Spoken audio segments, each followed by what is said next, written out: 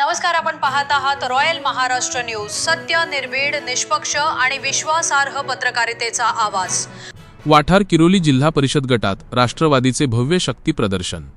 अनेक गाड्यांच्या ताफ्यासह कोरेगाव तहसील कार्यालयात तिन्ही उमेदवारांचे उमेदवारी अर्ज दाखल। वाठार किरोली जिल्हा परिषद गटात आगामी निवडणुकीच्या पार्श्वभूमीवर राष्ट्रवादी काँग्रेस पार्टीने आज भव्य शक्ती प्रदर्शन करत आपली राजकीय ताकद ठामपणे अधोरेखित केली।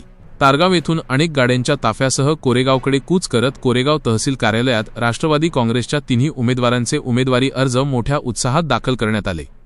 यावेळी राष्ट्रवादी काँग्रेस शरद पवार गट व राष्ट्रवादी काँग्रेस अजितदादा गट यांनी एकत्र येत घड्याळ चिन्हावर निवडणूक लढवणाऱ्या तिन्ही उमेदवारांचे अर्ज जोरदार शक्ती प्रदर्शनाच्या साक्षीने दाखल केले।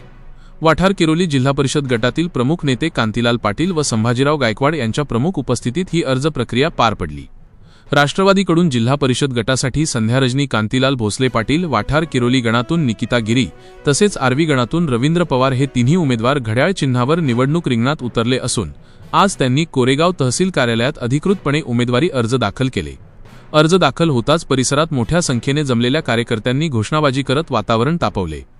या शक्ती प्रदर्शनात संभाजीराव गायकवाड, राहुल निकम, राजेंद्र घाडगे, विनायक भोसले यांच्यासह वाठार किरोली जिल्हा परिषद गटातील आजी-माजी पदाधिकारी, मान्यवर ग्रामस्थ आणि असंख्य कार्यकर्ते मोठ्या संख्येने सहभागी झाले होते।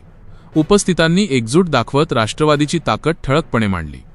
वाठार किरोली जिल्हा परिषद गटात राष्ट्रवादी काँग्रेसने दाखवलेले हे भव्य शक्ती प्रदर्शन विरोधकांसाठी मोठे आव्हान ठरणार असल्याची चर्चा सध्या राजकीय वर्तुळात जोर धरू लागली आहे।